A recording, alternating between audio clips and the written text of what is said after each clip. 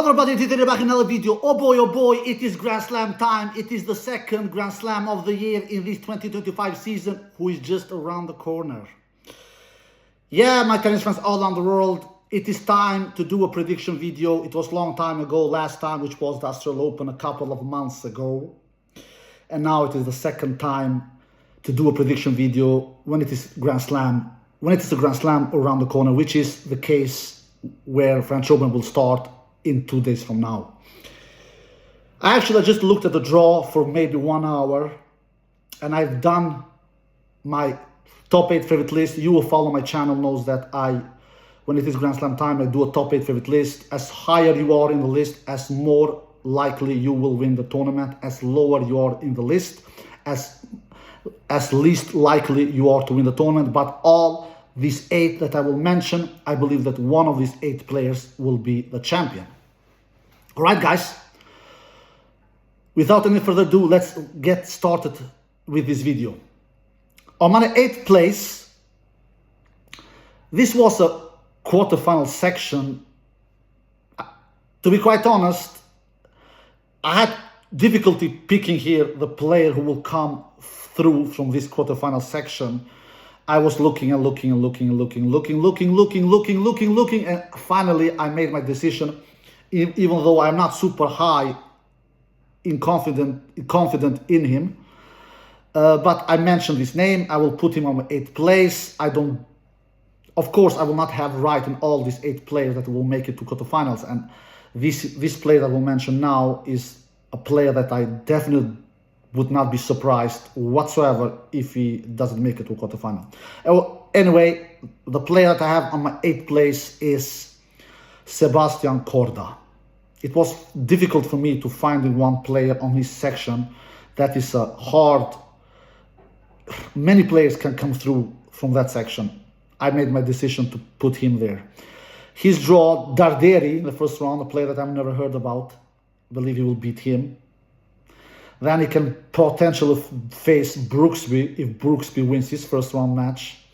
And then a declined Carrena Busta PCB as potential third round opponent for Korda. And then he can face in the 4th round players like Mladenovic. The highest seed on this section is actually Taylor Fritz, but I don't believe Taylor will make it to quarterfinal here. Taylor Fritz has not had any great clay court season, to say the least. Not that Korda has had either. I just don't believe Taylor will make it to a quarterfinal. But Korda can face Taylor Fritz in the 4th round. But the chances are that neither of them make it to the 4th round and face each other. Anyway, I have Korda on my 8th place. Not super confident in him, but I had to take one. I had to put one player through to that quarterfinal, and I decided to put through Korda. On our 7th place, I have a player that actually has played quarterfinal in all the 4 majors: Australian Open, French Open, Wimbledon, and US Open. He's never made it to a semi-final. He actually played the quarterfinal at French Open last year and lost to Sasha Zverev in straight sets, if I'm not mistaken. That is on my 7th place is Alex de Minaur. Yeah, he has not had the greatest clay court season either. How many players has had great clay court season besides Alcaraz, who has won 2 titles, both Masters, both Monte Carlo and Rome. So anyway, de Minaur is in my 7th place. He has Jerry in the first round. That is a tricky opponent. Jerry likes to play clay courts, so I will not be shocked if Jerry makes the upset and puts de Minaur out, but I'm not counting with it. And then he can face Bublik. We all know Bublik is the light version of Nick Kyrgios. And then we have Mensik in the 3rd round. Mensik won his biggest title earlier this year in Miami, when he won his first ever Masters 1000 title in his career, and his first title in his career overall, if I'm not mistaken, Mensik, and that was a huge one, a Master 1000 title, where he defeated Novak Djokovic in that final. So he can face potential Mensik, but I'm not Mensik. Clay is not Mensik best surface. And then the highest seed in this quarterfinal section is actually not Minaur, but it is Jack Draper. Jack Draper has had a really good season. He won his first ever Master 1000 title early this year, exactly like Mensik, where Jack Draper won in the Wells this year.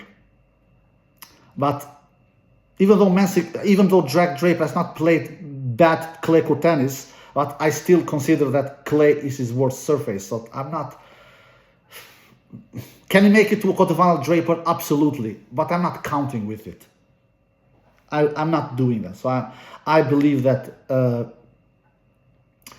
it is more likely that Minaur makes it to that quarterfinal. So Minaur is on my 7th spot. All right. And now we go to my 6th spot. This is a player who is really dangerous on clay. He maybe doesn't have the biggest name, and he's definitely not the highest seed on that quarterfinal section. And that player I'm talking about is Feliciano Cerundolo. Yeah. Cerundolo is really good on clay. Clay is his best surface. Of course, he's not the highest seed on that quarterfinal section. I usually go with big seeds. I usually do that, but tennis is not like used to be. We don't have many players who are super consistent out there. So everybody can beat everybody here. Besides the biggest alpha hannes. The biggest alpha hannes cannot everybody beat them. On those biggest alpha hannes are, at the current time in tennis, Carlos Alcaraz and Jannik Sinner. So even though on this quarterfinal section, on this sixth spot is the highest seed actually Alexander Sasha Zverev, the former French Open finalist who made it to his first ever French Open final last year, and who was one set away to win that French Open final against Carlos Alcaraz. Maybe some of you are surprised I don't have Zverev coming through this section and make it to a quarterfinal. Maybe Zverev will make it. I will not be surprised at all right? But to be the 3rd seed, like Zverev is, he doesn't have an easy draw. He, once again, has drawn Greek sport as a potential. He can face Greek sport on his way. Zverev, a player that Zverev doesn't like facing and almost lost against in last year's French Open. And he can face, he has Tien as the first round. I believe he will defeat Tien. I don't think Tien is his, clay is not Tien's best surface. Then he can face De Jong, Zverev in the 2nd round. De Jong is dangerous, a Dutch player. Then Felix or Arnaldi, Zverev can face in the 3rd round. We all know that Arnaldi he's legit on clay. Felix, we all know that he's very unpredictable. So you never know. Felix is playing Hamburg at the current time and at the current moment and has made it a deep round there. So Zverev doesn't have the best draw to be the 3rd seed, to be quite honest. And then Zverev can face Feliciano Cerundolo in the 4th round. And we know that Cerundolo has defeated Zverev many times. And I think that he will do that this time also. If they face each other in the 4th round, I am picking Cerundolo to defeat Zverev there. If they both win 3 matches each, which is not a certainty, which is not a sure thing that will happen. So I have Cerundolo on my 6th spot. Cerundolo's draw, how is that? He has Diallo in the 1st round, not an impossible opponent to take down. Then he has Greek sport in the 2nd round. Greek sport, he can then lose against him. Definitely, would not be shocked at all. And then Dimi, he can face in the 3rd round. Dimitrov,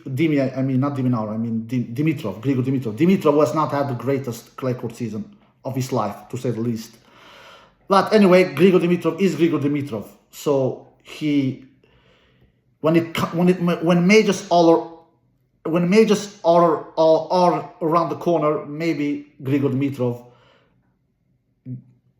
gets his act together and makes a deep run. So maybe Dimitrov wins 2 matches and faces Cerundolo in the 3rd round. And then, of course, we have that 4th round match between Cerundolo and Zverev. And if not Cerundolo, I will not be shocked if we see Grigspor and Zverev face each other in the 4th round. And we all know that Grigspor can definitely defeat Zverev and almost did that in last year's French Open 4th round, if I'm not mistaken. I believe they faced each other in the 4th round last year. And actually, Grigspor was 2-1 in the sets in the lead. Anyway, I'm picking Cerundolo to make it to the quarterfinal, and Cerundolo is on my 6th spot. Feliciano Cerundolo. Because he has a brother also, not his brother. Feliciano Cerundolo. All right, and now we are on my highest quarterfinal candidate, and which is my highest quarterfinal candidate. It is a 2 times French Open finalist, a 3 times Grand Slam finalist. You by now know who that player is. And the player who won his biggest title of his career earlier this year when he won Madrid and won his first ever Monster 1000 title. The player I'm talking about is Casper Ruud. Casper Ruud is on my 5th spot. I believe Casper Ruud can definitely make it to a quarterfinal here. I don't think he will make it deeper than that, but definitely to a quarterfinal.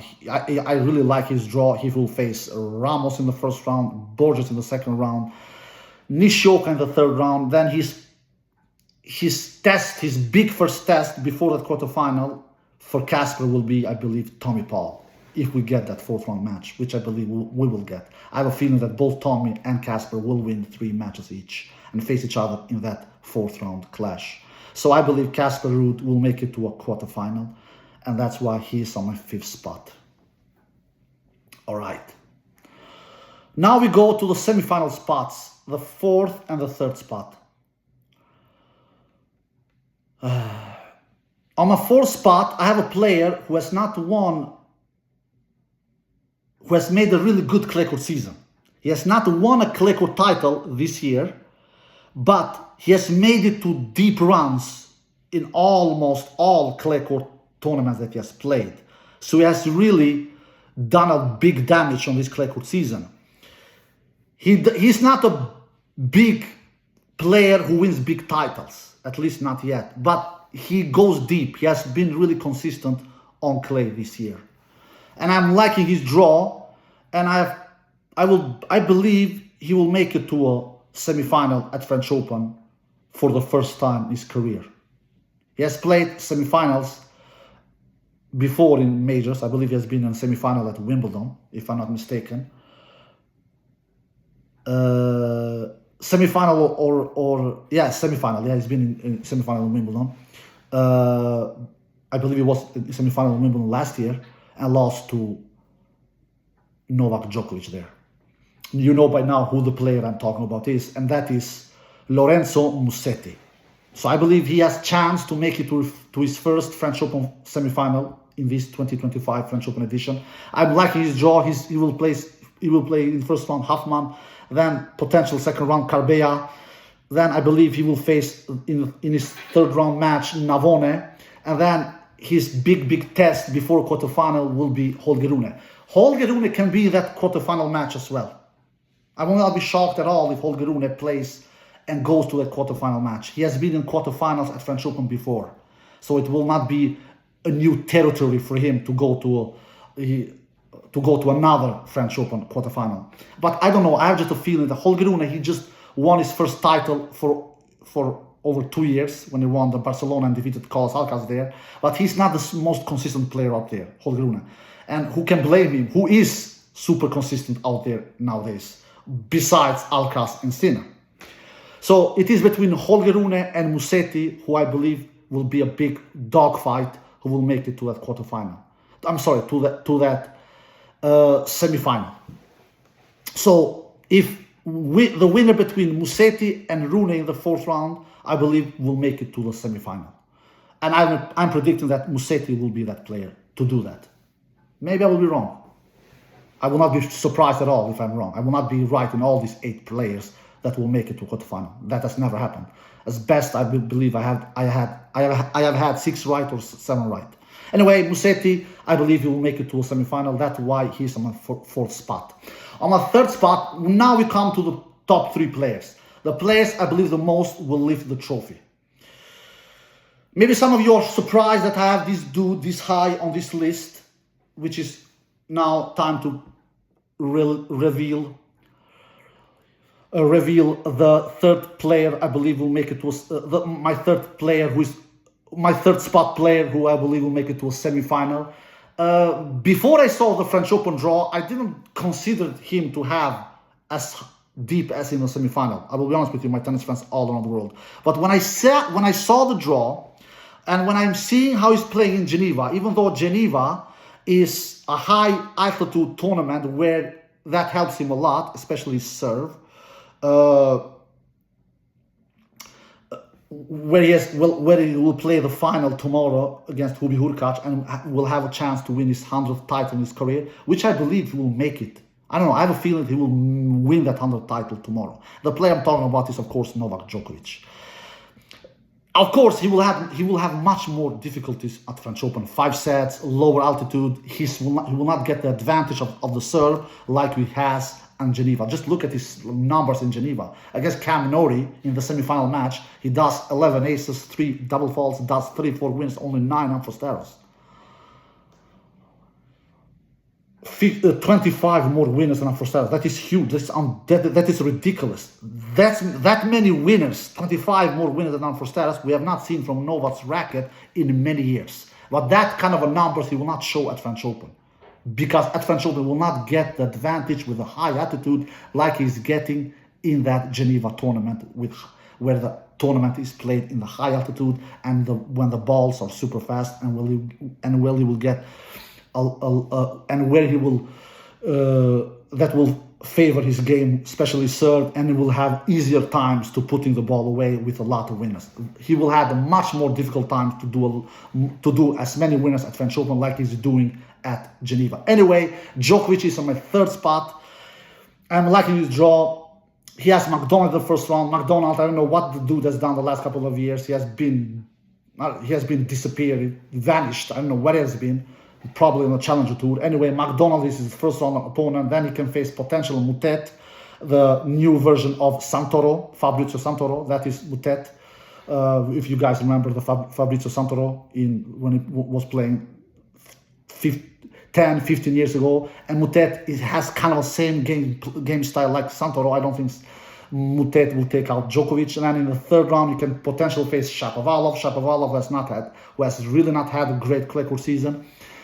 Not that Djokovic has had a great clay court season before he made it to this final here in Geneva, but before that, Djokovic didn't win one single match on this clay court season before Geneva tournament. But here in Geneva, he has won three wins in a row and will play a final against Hubert Hurkacz in tomorrow.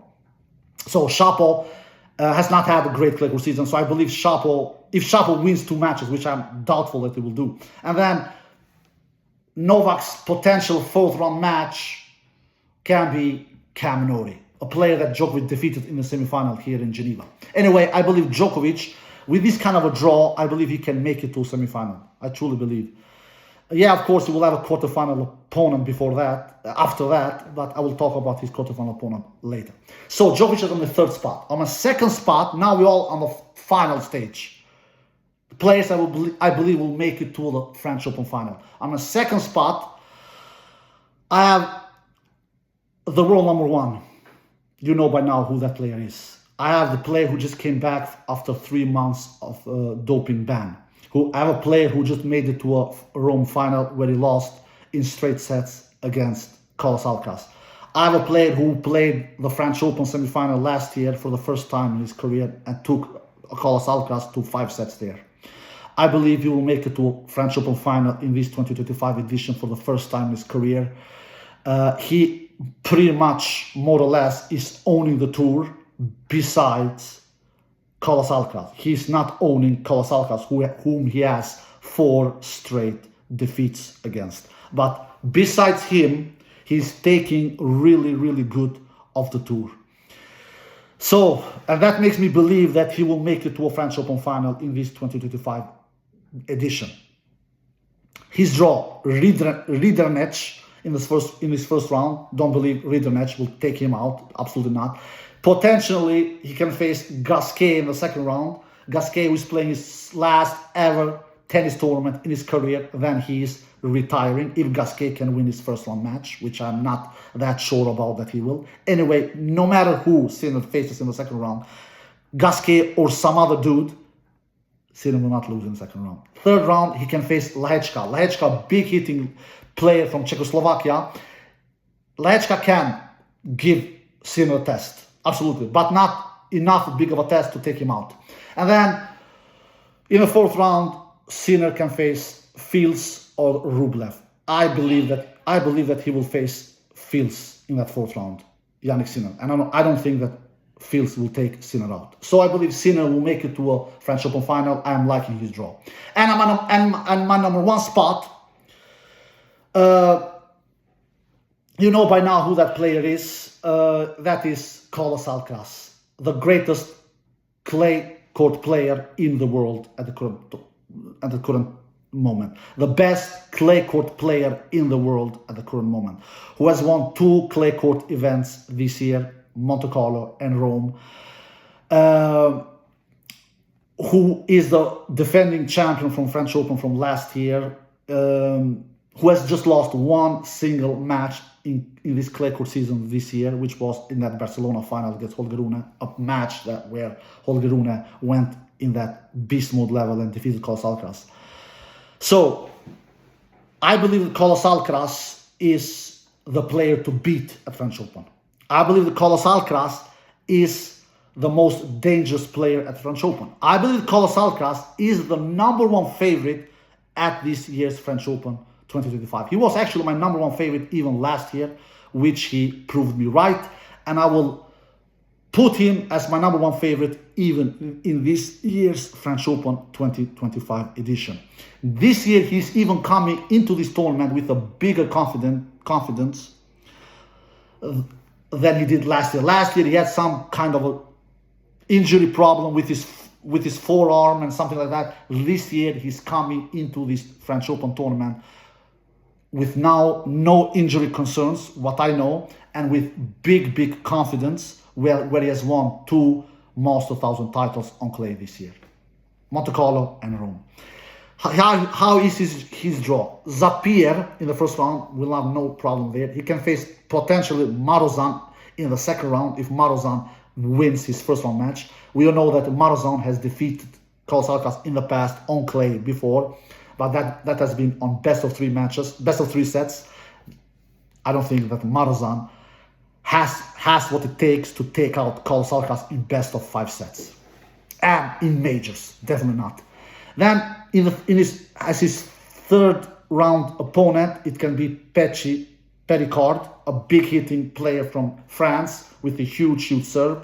If Péricard can win 2 matches, then he can face Carlos Alcaraz there. And then in the fourth round, Carlos Alcaraz can face Stefan Tsitsipas, a player that Carlos Alcaraz eats for breakfast. So Tsitsipas will not take down Carlos Alcaraz in a potential fourth round. That is for sure. So there you have Carlos Alcaraz's path in his couple of matches in the draw. So yeah, there you have it. So the quarterfinal matches, I believe, will be between Sinner and de Minaur. Sinner will, of course, defeat de Minaur, like he always do. And then Djokovic versus Cerundolo. I believe that Djokovic will defeat Cerundolo in that quarterfinal match. Then Musetti versus Korda. I believe that Musetti will defeat Korda in that quarterfinal match. And then the fourth quarterfinal is between Alcaraz versus Ruud. I believe Alcaraz defeats Ruud there. The semifinal matches is between Sinner and Djokovic. I believe Sinner defeats Djokovic in that semifinal match. And between Carlos Alcaraz and Musetti, I believe Alcaraz will defeat Musetti in that semifinal match. And then we will have a French Open final and a Grand Slam final for the first time between Carlos Alcaraz and Jannik Sinner, and I believe that Carlos Alcaraz will defeat Jannik Sinner in that French Open final. Dark horses, to be quite honest, I've not looked so many dark horses out there, but if I could say one, why not Fonseca? Even though Fonseca has not had greatest time the last couple of months. Maybe Shapovalov can be a little dark horse as well, even though that he's seeded. Some other dark horse that I can mention on top of my head: Fonseca, Shapovalov, Wawrinka, who has had a wild card. Can he be a dark horse now? He's 40 years old, former French Open champion 10 years ago in 2015. Maybe he's also a little dark horse. A little dark horse. So these three players are my dark horses. I don't know. I don't have so many other dark horses, to be quite honest. All right, guys. I hope you enjoyed the video. If you did, give a thumbs up, subscribe, and see you next time. Peace.